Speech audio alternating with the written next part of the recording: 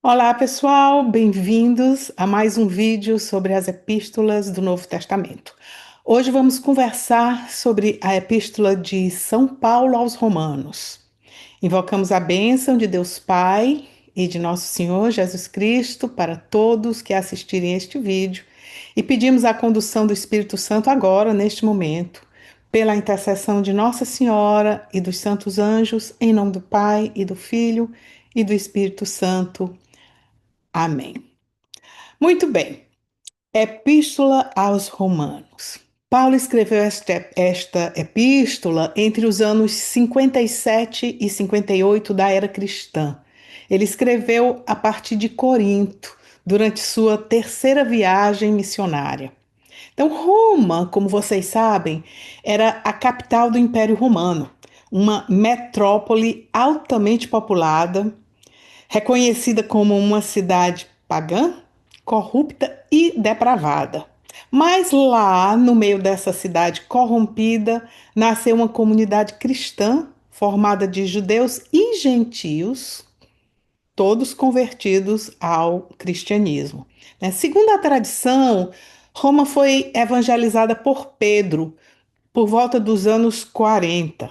Então, quando Paulo escreveu esta carta, a comunidade já havia crescido muito, era bastante dinâmica, né? Pedro não estava mais lá, ele vai voltar mais tarde. E a gente sabe que por volta do ano 67, Pedro um pouquinho antes, Paulo um pouquinho depois, né? Os dois, Pedro e Paulo, foram martirizados em Roma, né? Então, essa é a Roma que nós estamos falando, né? E qual foi o propósito de Paulo a escrever esta carta aos romanos? Aqui aos romanos, os cristãos, né? Os judeus e os gentios convertidos ao cristianismo. Então, três razões. Primeiro, Paulo estava planejando fazer uma visita a Roma e escreveu essa carta para se apresentar, né? E fazer um contato antes de sua primeira visita. Essa é a primeira vez que Paulo se apresenta a esta comunidade, né? Segundo lugar, Paulo tinha planos de estabelecer uma base em Roma e de lá expandir sua obra missionária por outros lugares, Espanha e vários outras regiões, né?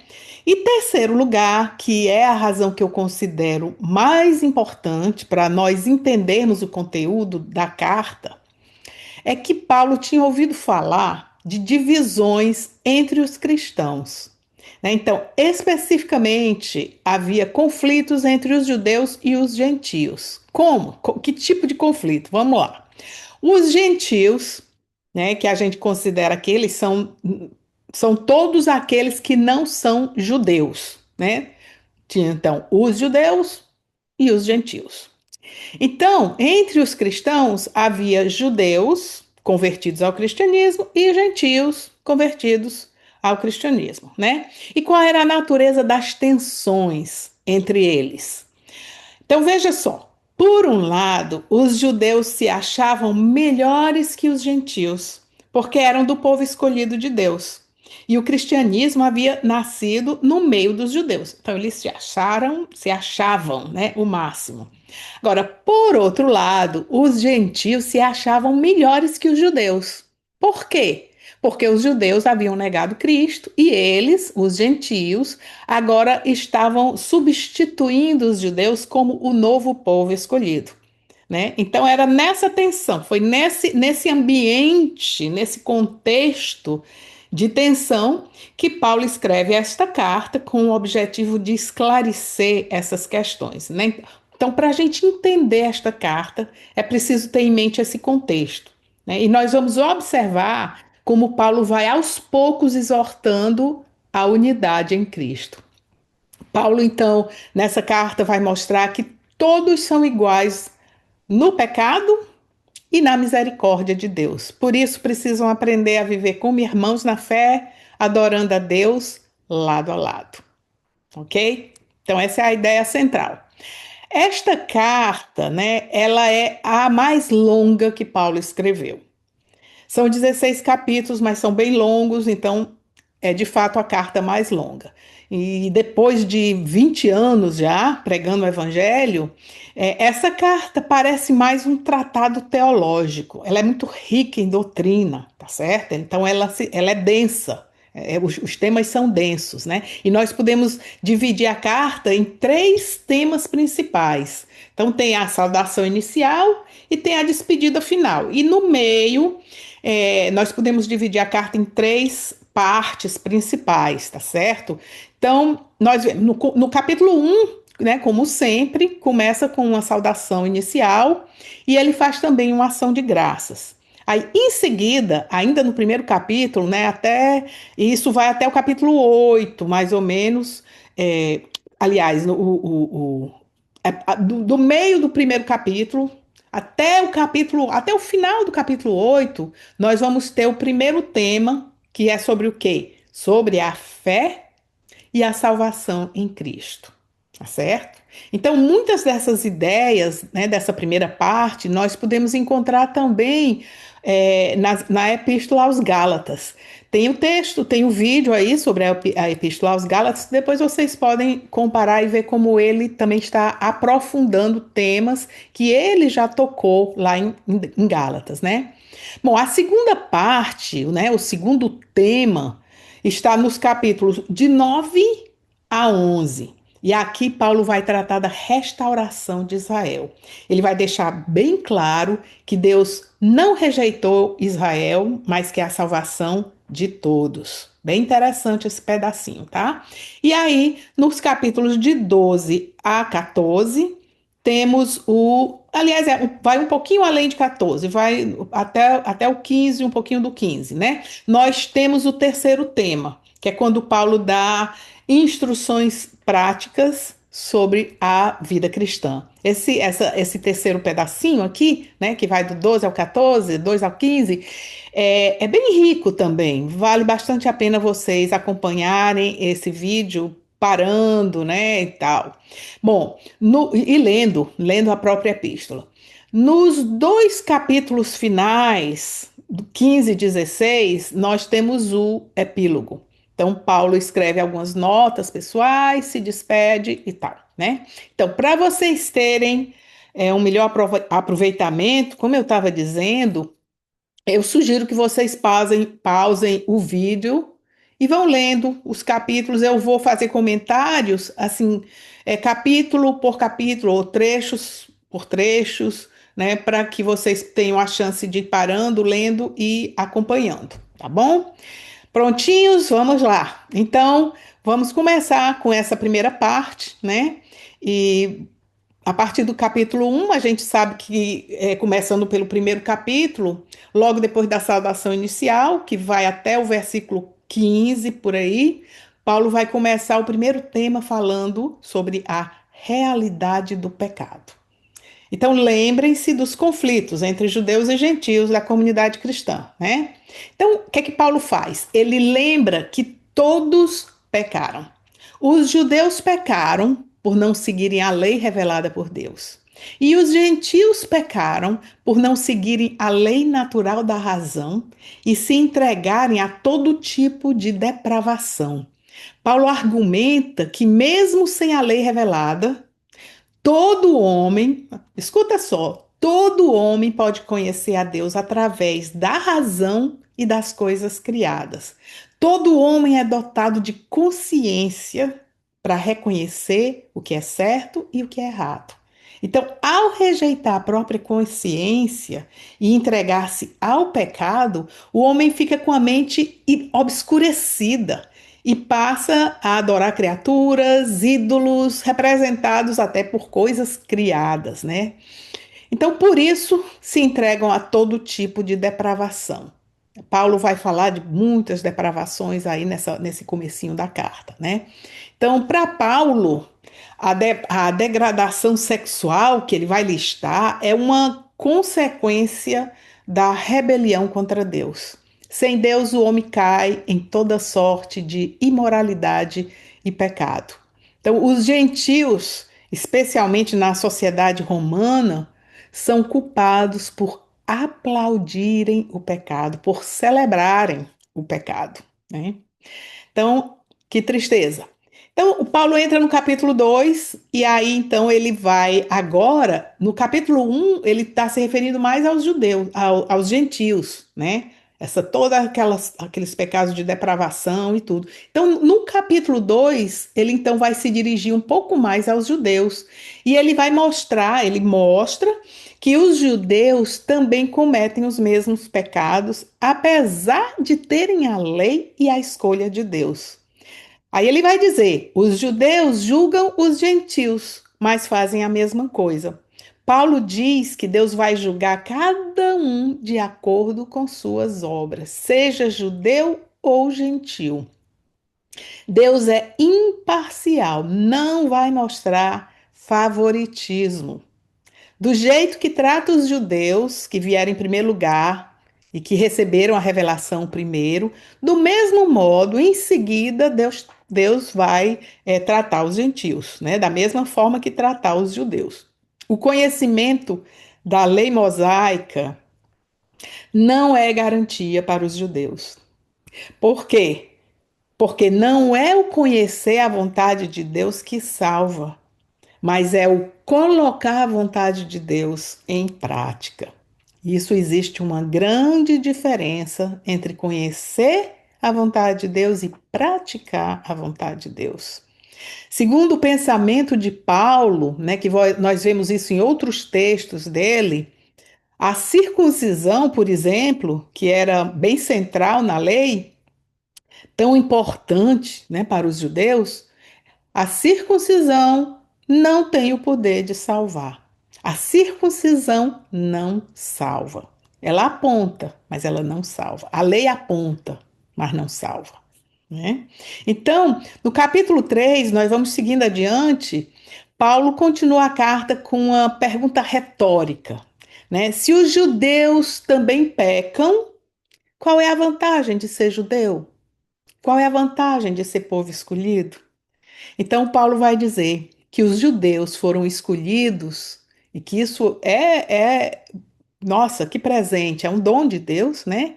Para receber a revelação e ser luz para as nações. Então, faz parte da escolha que os judeus não fiquem fechados neles mesmos, mas sejam luz para todas as nações, ou seja, luz para os gentios, né?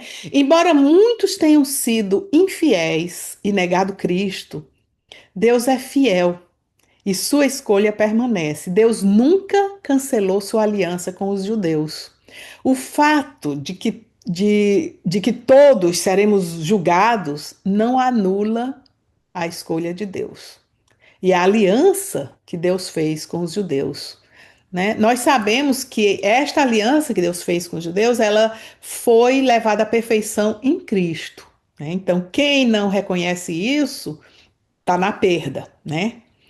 Mas a escolha não faz. É aqui que é bem interessante observar como Paulo deixa bem claro que a escolha não faz dos judeus pessoas melhores que os gentios. Paulo deixa isso bem claro, porque todos estamos sujeitos ao pecado e todos precisamos da salvação de Cristo. Observem que aqui Paulo usa o termo pecado no singular, né? Nos capítulos anteriores, ele se refere aos pecados, no plural, comportamentos pecaminosos. Agora ele vai falar de pecado no singular, e aqui ele está se referindo ao pecado original, o pecado de Adão, né? De quem herdamos a inclinação ao pecado. E com essa herança vem também todas as consequências do pecado, que, como a ruptura com Deus, né, a quebra da nossa amizade com Deus e a morte, né? Então, se a lei não salva, como podemos nos livrar dessa herança do pecado, essa herança recebida de Adão? Nós somos salvos em Cristo, né? E essa é a doutrina que fica bem clara. E é a fé em Cristo que prepara nosso coração para viver na graça. Vivendo na graça, nossas obras não são vazias, não são simples atos exteriores, mas são obras nascidas interiormente do coração que está voltado para Deus. E aí ele vai deixar bem claro que a fé é graça. A fé é dom de Deus, é um presente. E esta fé faz o nosso coração se voltar para Deus. Isso significa que o homem não pode se vangloriar de ser salvo, porque a salvação é dom de Deus, através da fé. Então, no capítulo 4, para exemplificar a importância da fé, Paulo relembra que Abraão, lembram de Abraão? Abraão foi justificado pela fé. E nessa época ele ainda nem, ainda nem existia a lei de Moisés, nem a circuncisão ainda existia quando Abraão foi escolhido por Deus e teve fé em Deus. Então, essa é a importância da fé. Sem fé em Jesus Cristo, não podemos abraçar a salvação oferecida por ele. Abraão teve fé, e por causa de sua fé, toda a sua vida mudou. A vida de Abraão mudou completamente, né? Da mesma forma, a fé que é graça, é dom, presente, oferecido a todos, ela tem o poder de transformar nossas vidas. Da mesma forma. E aqui eu convido você a fazer uma rápida reflexão. Não devemos ficar presos apenas no sentido literal do texto dessa carta, né? No que diz respeito às tensões entre judeus e gentios. Para o cristão de hoje, para nós, a questão entre judeus e gentios já não se aplica, né? Não da mesma forma. Portanto, é preciso ler esta carta dando um segundo passo, ou seja, buscando aplicar os ensinamentos desta carta na nossa própria vida, né? Então, ora somos como os gentios, ora, somos como os judeus. Uma palavra dita aos gentios nos serve, outra palavra dita aos judeus faz sentido na nossa vida, né? Por quê? Porque nós somos pecadores e orgulhosos também, cheios de vanglória, e precisamos nos humilhar diante de Deus, suplicando pelo dom da fé. Mas não uma fé vazia, mas uma fé capaz de transportar montanhas, ou seja, capaz de transformar nossas vidas. Uma fé que opere virtudes em nossa vida. É isso que Deus quer nos dar, né? Então, agora vamos em frente, né? Vamos entrar aqui no capítulo 5. Até aqui, Paulo abordou bastante a questão da fé. Agora ele vai continuar o tema tratando mais da questão da salvação. No capítulo 5, esse que nós estamos vendo agora, Paulo enfatiza que somos salvos pelo sangue de Cristo e que a salvação é graça. Paulo relembra como o pecado e a morte entraram no mundo através de Adão. A morte, gente, a morte pode ser entendida de três maneiras, né? Deus diz assim, se comer do fruto morrerás, mas aí eles comeram e não morreram, né? Porque a gente tem que entender a morte de três maneiras. Tem a morte biológica, corporal, né? Esta não aconteceu com Adão e Eva imediatamente depois do pecado, veio mais tarde, né? Mas o que aconteceu de imediato foi a morte espiritual. Essa foi imediatamente depois do pecado. Porque a morte espiritual é o quê? É a ruptura com Deus. Então, Adão pecou e o pecado quebrou sua amizade com Deus. E há ainda uma terceira morte, que é o quê? A morte eterna, que é a ruptura definitiva com Deus, que acontece depois da morte corporal. Se a pessoa não se reconcilia com Deus ainda em vida, então tem a morte eterna das pessoas que vão para o inferno, tá certo? Então a gente pode entender a morte assim dessas três maneiras, né? E a grande tragédia que aconteceu quando Adão pecou não é que ele somente perdeu a amizade com Deus, mas todos os seus descendentes herdaram a mancha do pecado original, né? Nós nascemos com essa inclinação ao pecado. Agora, a grande maravilha é que, da mesma forma como o pecado de Adão atinge todos os homens, Jesus, o novo Adão, conquista a salvação do pecado e a vida eterna para toda a humanidade. Ou seja, em Jesus, nossa amizade com Deus é restaurada e ganhamos a possibilidade da vida eterna, né? Então, o sangue de Cristo restaurou todas essas coisas. E esta é a ideia central da boa nova do Evangelho, tá bom? Então, aqui nós entramos no capítulo seguindo, né? No capítulo 6. Aqui, Paulo cobre um mal entendido. Que mal entendido é esse? É assim: se tudo é graça, independente de nossas ações, então podemos continuar no pecado, viver a vida de qualquer jeito, sem esforço e simplesmente contar com a graça e a misericórdia de Deus. Aí ele vai dizer que isso é um mal entendido, né? Então, este é um grande engano. Por quê? O propósito da graça é exatamente nos dar as condições para o arrependimento e a mudança de vida. Se isso não acontece, recebemos a graça em vão, né? Então, assim como Cristo morreu na cruz, a graça que nos é dada através do batismo faz morrer em nós o homem velho, o homem escravo do pecado. E se morremos com Cristo, devemos também com ele viver uma vida nova. A vida nova, porque Jesus ressuscitou, né? Então, a vida nova que nos leva para a vida eterna, enquanto a vida do pecado leva para a morte eterna, né?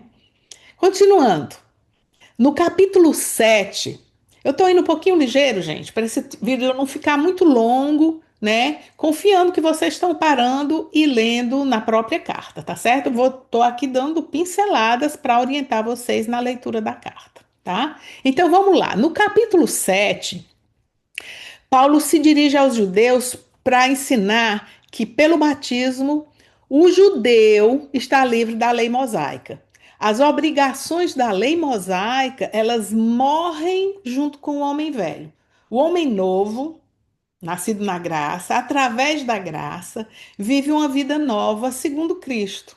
Agora, ele diz isso, né? Mas, por outro lado, Paulo defende a lei e a sua importância. Ele não diz que a lei não presta, ele defende. A lei é importante. A lei tem seu valor, né? Ela esclarece o que é pecado.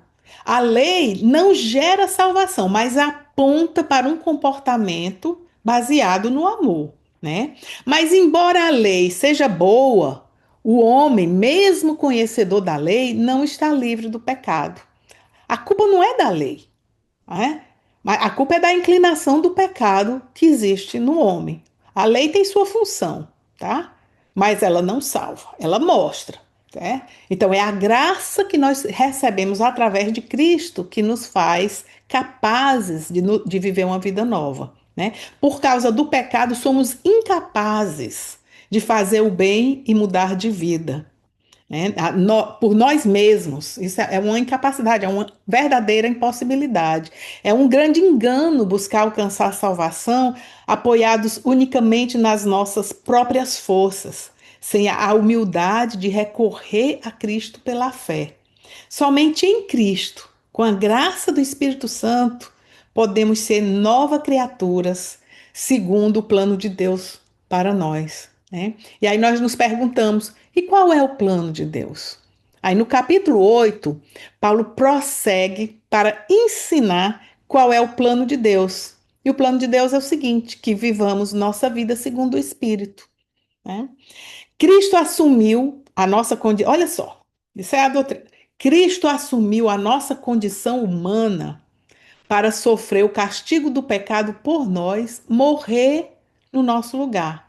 Ele que não tinha pecado, morre na cruz e com ele morre o pecado da humanidade. E morre com ele a morte eterna, porque ele venceu a morte, né? Cristo ressuscitou, venceu a morte e ressuscitou. Com isso ele derrotou a morte, que era a consequência do pecado, né? Por isso, se estamos em Cristo e vivemos no Espírito, nossa vida pode ser totalmente transformada e podemos ter a esperança da vida eterna.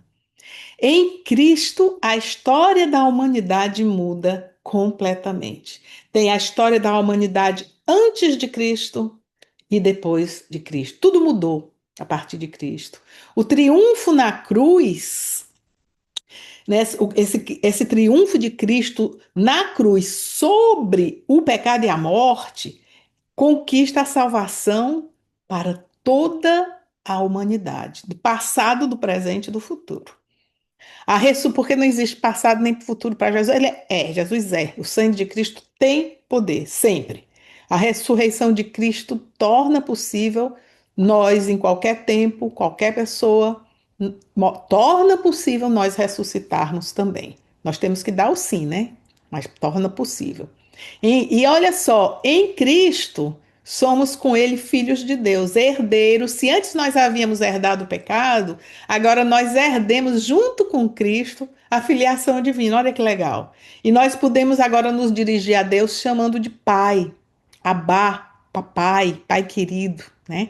De Adão herdamos o pecado, de Cristo herdamos a filiação divina e deixamos de ser escravos do pecado. Então, viver em Cristo significa passar pelo sofrimento e pela morte física para com Cristo viver a ressurreição, porque Cristo passou pelo sofrimento, né, e pela morte física. Então, com ele, o sofrimento desta vida ganha significado, gente. Não é algo vazio e desesperador. O sofrimento unido a Cristo tem sentido. Com Cristo, a morte também não é o fim, mas uma porta para a vida eterna. E temos a esperança de ressuscitar em um novo corpo glorioso, livre totalmente da dor, do sofrimento, para uma vida de eterna alegria em Deus, na Trindade. Algo que nossa mente humana sequer pode imaginar. Paulo, com todas as revelações que ele recebeu, ele sequer podia imaginar essa grandeza toda, né? Então, o Espírito Santo, ele vem em socorro da nossa fraqueza e ele nos ajuda em tudo, até a rezar. O Espírito Santo nos ajuda. A gente, quando não sabe rezar, a gente pede ajuda ao Espírito Santo, ele nos ajuda, ele reza conosco, né? E se amamos a Deus, como diz São Paulo, tudo concorre para o nosso bem. Aqui Paulo faz questão de trazer o Espírito como aquele que nos leva a viver a vida nova em Cristo, que nos torna filhos de Deus Pai. E aqui nós vemos assim o conjunto, a Trindade, né? Em Cristo, pelo Espírito, somos filhos de Deus Pai. Muito bem.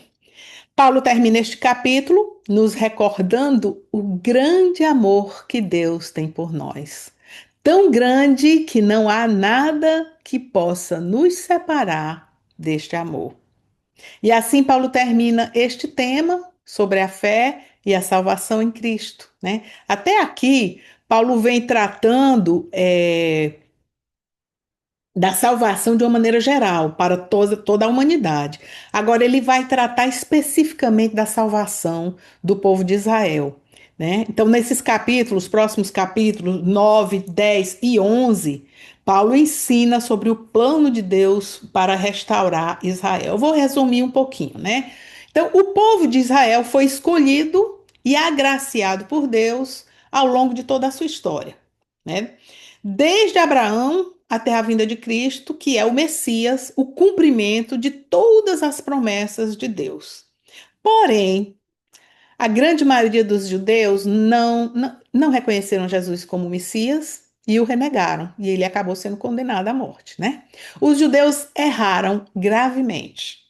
Não, eles erraram por não aceitar Jesus, mas esse erro não foi porque eles buscavam algo errado, porque eles estavam, a meta deles era errada. Não, a meta deles estava correta, né? De uma maneira geral, eles queriam ser fiéis à lei, queriam agradar a Deus, mas eles erraram na maneira de agradar a Deus, porque estavam cheios de vanglória e na hipocrisia de viver apegados à lei, eles não tiveram o discernimento para reconhecer Jesus como o perfeito cumprimento da lei, né? Esse foi o erro dos judeus.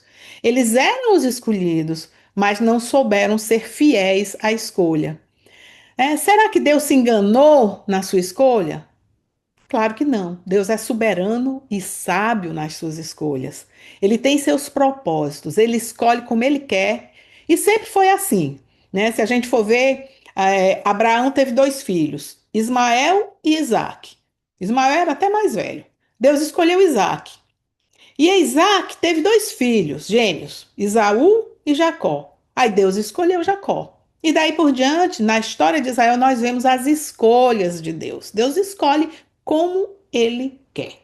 Ele não escolheu o povo de Israel porque eles eram melhores que os outros povos. Ele escolheu simplesmente porque assim ele quis.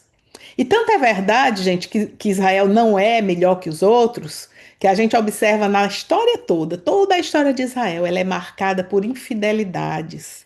Quantas vezes Israel se voltou contra Deus e foi infiel? Então eles não eram, definitivamente, o mérito não era deles, era simplesmente a escolha de Deus.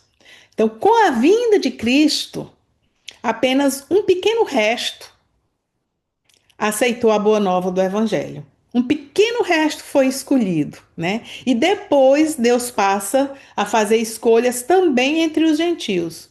Nem os judeus são melhores que os gentios, nem os gentios são melhores que os judeus. A verdade é que o evangelho é para todos. E felizes os que acolhem o evangelho e são escolhidos por Deus. Estes são os que formam o novo povo, que é a igreja, né? E podemos refletir assim. Aqui vai mais uma reflexão para a gente. Se não há distinção entre judeus e gentios, nós podemos aplicar para nós assim. Também não há distinção entre ricos e pobres, homens e mulheres, brancos, pretos, mestiços, intelectuais, analfabetos. Não há distinção, né? Quando Deus escolhe, ele escolhe porque ele quer. E tem mais. Deus não força, ele não obriga, ele convida pessoas livres. Basta acolher o chamado e dizer sim. Até, olha, lembra que Nossa Senhora, o anjo vai lá, ele quer que ela confie, ele quer que ela diga sim, fiat. O anjo aguarda esse sim de Maria. Então, em todas as escolhas de Deus, temos a possibilidade de dizer sim, né? Então, continuando com a reflexão, os judeus se acomodaram à lei e deixaram de escutar a Deus. Até que ponto nós, os cristãos de hoje, estamos acomodados, acostumados com um cristianismo morno? Será que corremos o risco de renegar Jesus também?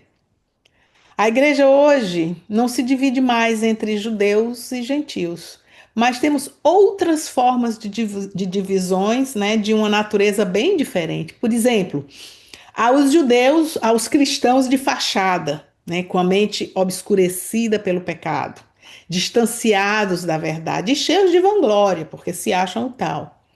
E há, assim, porque eles se acham assim mais inteligentes, mais cultos, mais avançados, né? Mais modernos. E há os cristãos que colocam a verdade de Cristo acima de tudo.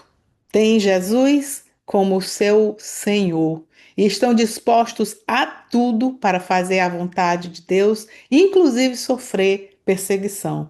Né? E entre esses dois tipos de cristão, há vários outros, né, misturados pelo meio do caminho. Né?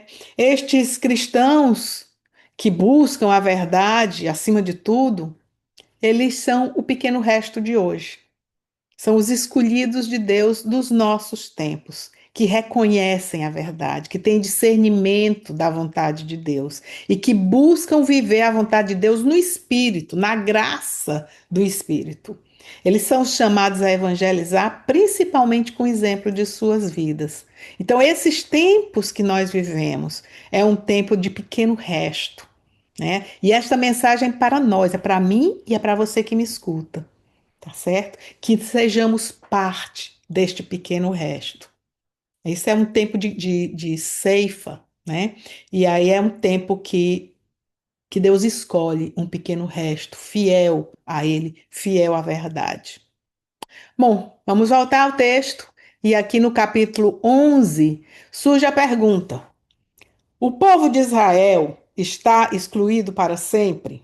Deixou de ser o povo escolhido de Deus por conta de terem renegado Cristo? Pronto, acabou, não tem mais jeito? Paulo diz categoricamente não. Se inicialmente apenas um pequeno resto de Israel se salvou, existe, porém, a esperança de uma futura restauração.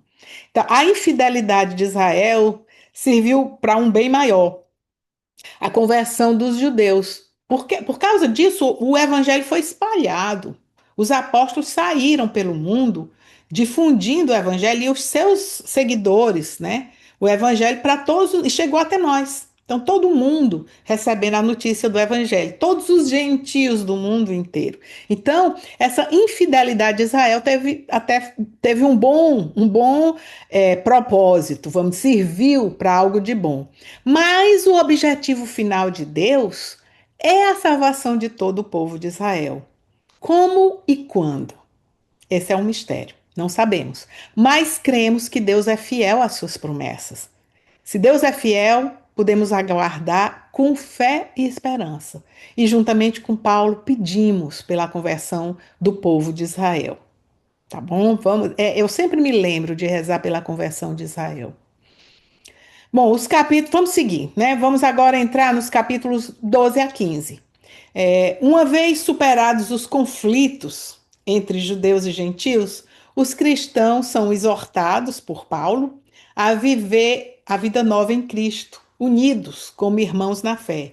Aqui Paulo trata de ensinar como aplicar na prática os temas doutrinários que nós vimos nos capítulos anteriores. Então, essa parte aqui é bem prática, como aplicar toda essa doutrina, né?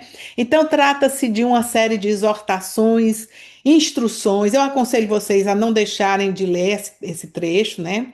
Porque praticamente cada versículo é uma exortação importante para a vida cristã, né? Paulo aborda temas como a oferta do sacrifício a Deus, a vida comunitária, ele fala das responsabilidades civis, né? Ele fala da importância de evitar escândalos entre os irmãos, e no meio disso tudo, cada versículo é importante para nós. Por exemplo, quanto à vida comunitária, Paulo fala da importância da unidade na diversidade.